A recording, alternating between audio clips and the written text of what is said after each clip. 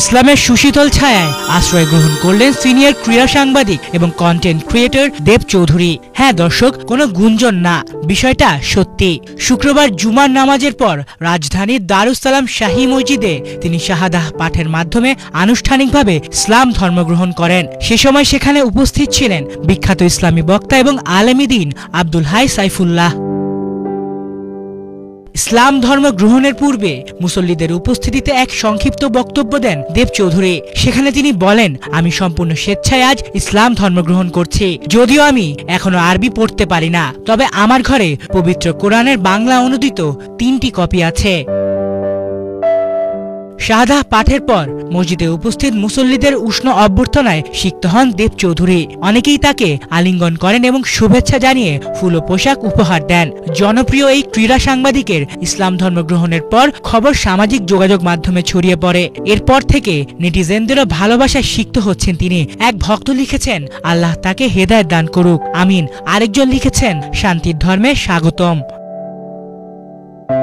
এদিকে দেব চৌধুরীর ইসলাম গ্রহণে তাকে প্রশংসায় ভাসিয়েছেন তার সাবেক সহকর্মী এবং কন্টেন্ট ক্রিয়েটর রিয়াসাত আজিম। নিজের অফিসিয়াল ফেসবুক পেজে একটি ছবি পোস্ট করে তিনি লিখেছেন, সহকর্মী দেব চৌধুরী ইসলাম কবুল করেছেন, কালিমা পাঠ করেছেন, শান্তির ধর্ম ইসলামে তাকে স্বাগতম।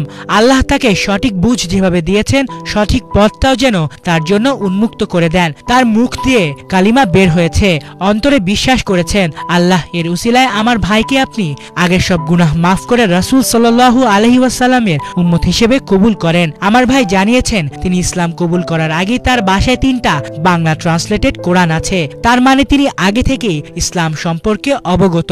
ইয়া আল্লাহ, আমার ভাইকে আপনি সত্যিকারের ঈমানদার হিসেবে কবুল করুন, আমিন। এদিকে সাবেক ওপেনার শাহরিয়ার নাফিসও অভিনন্দন জানিয়েছেন এই সিনিয়র সাংবাদিককে।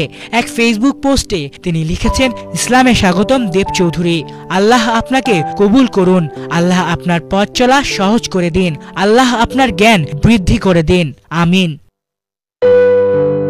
ইসলামের সুশীতল ছায়ায় আশ্রয় গ্রহণ করার পর দেব চৌধুরীর জীবন হোক আরো সুখী এবং সমৃদ্ধ, তাই যেন গোটা মুসলিম জাতির প্রত্যাশা।